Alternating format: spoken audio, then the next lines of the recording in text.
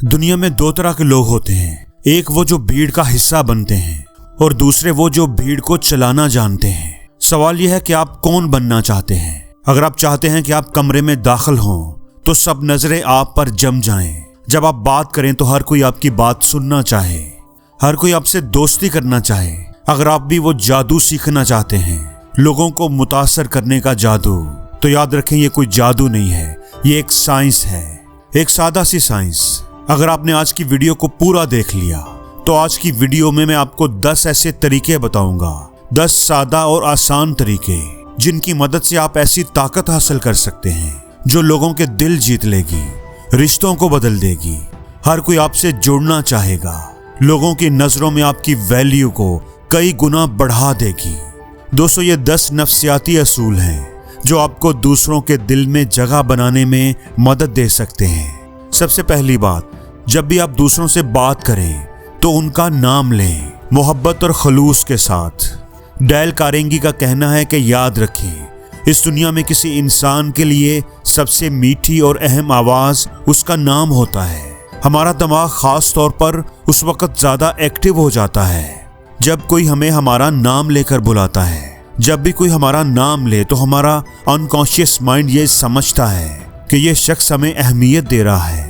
ये छोटा सा अमल हमें ये एहसास दिलाता है कि हम उसके लिए अहम हैं और दूसरों की नज़र में हमारी कदर है। इसके बाद दूसरी तकनीक यह है कि दूसरों के अंदाज को अपनाने की कोशिश करें।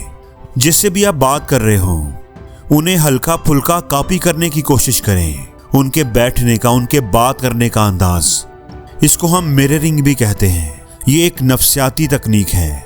इसके अंदर आप सामने वाले शख्स के अंदाज, बात करने के तरीके, वो किस तरह बैठा है, किस तरह उसने टांग पर टांग रखी हुई है, वो कैसे मुस्कुरा रहा है, उसकी बॉडी लैंग्वेज कैसी है, हम इन सब चीज़ों को हल्के फुल्के अंदाज में अपनाने की कोशिश करते हैं। माहिर नफ्सियात जान बर के मुताबिक जब हम किसी के रवैये की हल्की सी नकल करते हैं तो ये दूसरों के अंदर अपनाइयत और सुकून का एहसास पैदा करता है।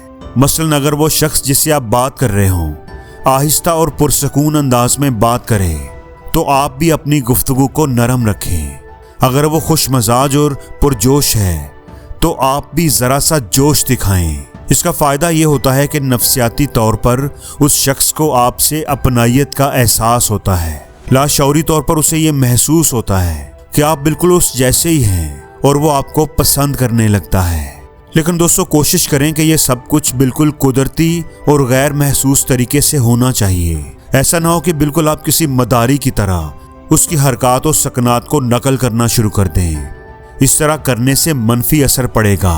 अब आते हैं तीसरी टेक्निक पर।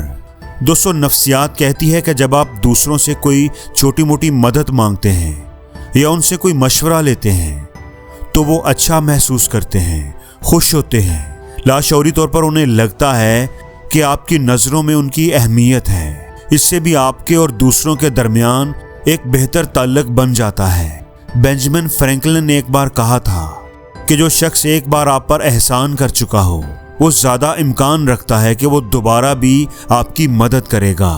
और नफ्सियात में इसे बेंजामिन फ्रैंकलिन इफेक्ट कहते हैं। ये वाकई थोड़ी हैरानकुन बात है कि जब हम किसी से छोटी मोटी मदद मांगते हैं तो वो हमारे लिए ज़्यादा अपनाइयत महसूस करने लगता है। इसलिए अगर आप चाहते हैं कि लोग आपको अच्छा समझें तो उनके साथ छोटा मोटा मशवरा किया करें, उनसे थोड़ी बहुत हेल्प ले लिया करें। इसके बाद चौथी नफ्सियाती तकनीक है कि आप दूसरों की बातों में सच्चे दिल से दिलचस्पी लें।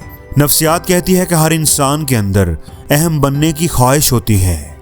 हर इंसान चाहता है कि वो ख़ास महसूस करे।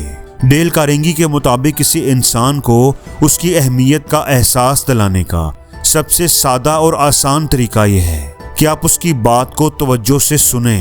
जब कोई वाकई हमारी बातों में दिलचस्पी लेता है तो हमें वो शख्स अच्छा लगने लगता है।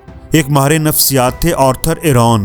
उनकी तहकीक के मुताबिक जब आप ओपन एंडेड सवाल पूछते हैं तो वो आपके तल्लुकात को मजबूत बनाने में मदद देते हैं।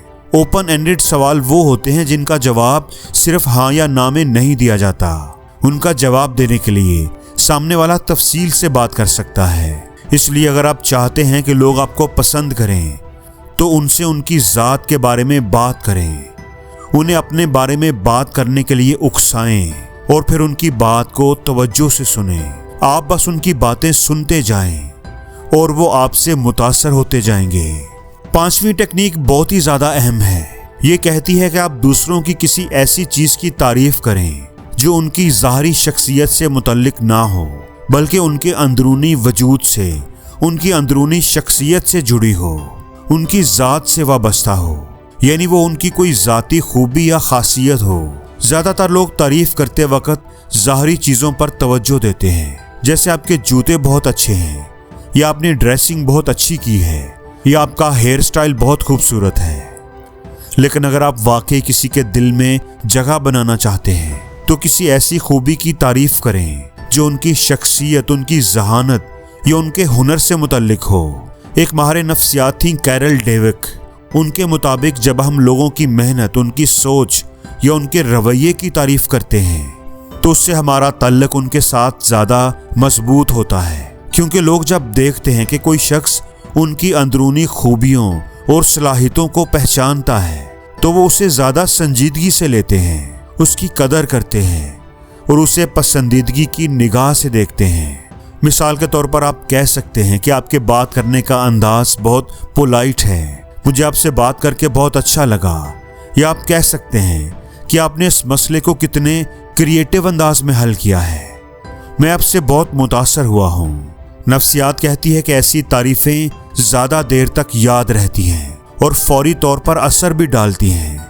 6ठी टेक्निक यह है कि अगर आप चाहते हैं कि लोग आपको पसंद करें तो उनके साथ अपनी कुछ ज़ाती बातें भी शेयर करें। जब हम किसी से बात कर रहे होते हैं तो अक्सर ऐसा लगता है कि हमें अपनी बेहतरीन या परफेक्ट शख्सियत ही पेश करनी चाहिए, लेकिन हकीकत यह है कि लोग हमें उस वक़्त ज़्यादा पसंद करते हैं जब हम असली होते हैं, बनावटी नहीं होते, दिखावा नहीं करते, जब हम दूसरों के साथ बिल्कुल रोबोट की तरह बात नहीं करते बल्कि खुद को हकीकी अंदाज में पेश करते हैं, तो इससे ताल्लुकात में गर्मजोशी पैदा होती है।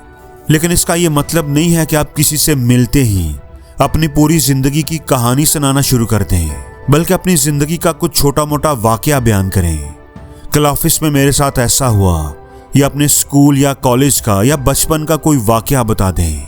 इसके बाद 7वीं चीज़ यह है कि जब आप लोगों से बात कर रहे हों तो अपनी बॉडी लैंग्वेज पर ध्यान दें, ख़ास तौर पर अपने सर को हिलाएं, यानी जाहिर करें कि आप उनकी बात गौर से सुन रहे हैं। इसे इंग्लिश में नॉडिंग कहते हैं। जब सामने वाला बात कर रहा हो तो अपना रुख उसकी तरफ रखें, उसके साथ हमेशा आई कांटेक्ट बना कर रखें। आपकी आंखों से दिलचस्पी नजर आनी चाहिए। अपने चेहरे के तासरात जाहिर करें, अपने सर को हिलाएं। माहिर नफ्सियात डॉक्टर एल्बर्ट मेहरबियान कहते हैं कि जब हम किसी की बात सुनते हुए अपने सर को हिलाते हैं तो इससे सामने वाले शख्स को अहमियत का एहसास होता है। वो अपने आप को ज़्यादा काबिल कदर महसूस करता है।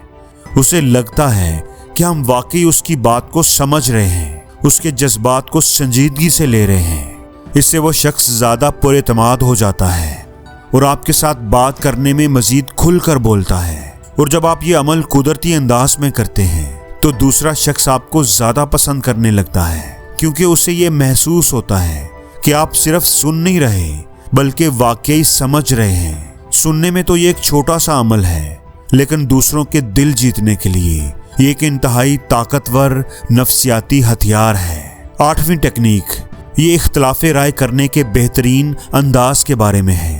ताल्लुकात को बनाने और संभालने के अमल में ये टेक्निक बहुत ही ज़्यादा असर रखती है। इसका असूल यह है कि जब भी आप किसी से बात कर रहे हों और आप सामने वाले की राय से कोई इख्तिलाफ करना चाहें तो कभी भी डायरेक्ट इख्तिलाफी बात ना बोलें, बल्कि पहले आप गुफ्तगू के उस हिस्से के बारे में बात करें जिससे आप मुत्तफिक हैं या जिस पर आप अपनी कोई मुस्बत राय दे सकते हैं। पहले 1-2 मुस्बत जुमले बोलें और फिर नरमी से, नरम लहजे, नरम अल्फाज में जो आपकी राय है, जिसके अंदर आप इख्तलाफ कर रहे हैं, वो पेश करें। मसलन अगर आपका कोई दोस्त किसी आइडिया पर काम कर रहा है जिससे आप मुकम्मल तौर पर मुत्तफिक नहीं हैं, तो बजाय फौरन नहीं कह देने के आप कह सकते हैं कि मुझे वाकई तुम्हारा जोश जज्बा पसंद आया, तुमने इस पर काफ़ी मेहनत की है लेकिन अगर हो सकता है कि हम इसमें थोड़ी इस तरीके से तब्दीली कर लें तो उसके ज्यादा बेहतरीन नताइज मिलें। इस तरह आपने उसकी पहले तारीफ कर दी, उससे मुस्बत बात की और फिर आपने उसके अंदर अपना जो इख्तलाफी नुक्ता नजर था वो आपने बता दिया। अगर आप इस तरीके से बात करेंगे तो लोग जवाब में ज्यादा दफाई रवैया नहीं अपनाएंगे, फौरन रद्द-ए-अमल देने की बजाय सुनने और समझने की कोशिश करेंगे। दोस्तों, इंसानी नफ्सियात कहती है कि हमारा दिमाग मनफी बातों पर ज्यादा तवज्जो देता है, लेकिन जब हम उस बात में मुस्बत जुमले शामिल कर लेते हैं तो हमारी गुफ्तगू का मजमूई तासर बेहतर हो जाता है। इसके बाद है 9वीं तकनीक, दूसरों के जज्बात को दोहराएं। इसको हम कहते हैं एम्पैथी इन एक्शन, यानी अमली हमदर्दी। माहिर नफ्सियात कॉल रॉजर्स के मुताबिक जब किसी को ये महसूस होता है कि उसकी बात को सुना और समझा जा रहा है तो उसके दिल में बोलने वाले के लिए खुद ब खुद पसंदीदगी पैदा हो जाती है। मसलन अगर कोई आपसे कहता है कि मेरी नौकरी में बहुत दबाव है, मैं बहुत ज़्यादा थक जाता हूँ, तो आमतौर पर लोग ये कहते हैं कि आजकल तो हर तरफ यही हाल है। और जब आप इस तरह बोलते हैं तो सामने वाले को ये महसूस होता है जैसे उसके जज्बात को रद्द किया जा रहा है। लेकिन अगर आप यूं कहें कि हाँ, मैं समझ सकता हूँ, काम का दबाव कभी कभार बहुत ज़्यादा हो जाता है, आपको वाकई एक छोटी सी ब्रेक लेने की ज़रूरत है, तो इस तरह आप एक हमदर्दाना रवैया इख्तियार कर रहे हैं। इसने जो भी कहा उसमें आपने दिलचस्पी जाहिर की। जब आप दूसरों के एहसासात को पहचानते हैं और उनका एहतराम करते हैं तो वो फौरन आपके साथ एक कनेक्शन कायम कर लेते हैं। और दोस्तों, 10वीं तकनीक है कि गुफ्तगू के इख्तिताम पर हमेशा एक मुस्बत तासर छोड़ने की कोशिश करें। इसको हम कहते हैं पीक एंड रूल। इस असूल के मुताबिक लोग किसी भी तजर्बे को, किसी भी वाक़े को उसके बेहतरीन लम्हे या उसके इख्तिताम से याद रखते हैं। वो कहते हैं ना कि अगर इंजाम अच्छा है तो सब कुछ अच्छा है। तो यही असूल हमारी मुलाकातों पर भी लागू होता है। अगर आप किसी के साथ मुस्बत और खुशगवार तरीके से अपनी गुफ्तगू का इख्तिताम करेंगे तो वो आपको हमेशा अच्छे अल्फाज में याद रखेगा। इसलिए कोशिश करें कि बात को ख़त्म करते वक्त या किसी से रुखसत होते वक्त हमेशा अच्छी बात करें। जैसे आप कह सकते हैं कि मुझे तुम्हारे नए प्रोजेक्ट के बारे में सुनकर बहुत मज़ा आया, ये वाकई बहुत क्रिएटिव आइडिया है और मैं दिल से चाहता हूँ कि ये कामयाब हो। ये आखिरी अल्फाज दूसरे शख्स पर एक मुस्बत तासर छोड़ेंगे, लोग आपको अच्छा समझेंगे और आपके साथ एक बेहतरीन रिलेशन रखना पसंद करेंगे। और जिंदगी में हर रोज कुछ नया सीखो, नया सोचो, नया करो, लर्न करो।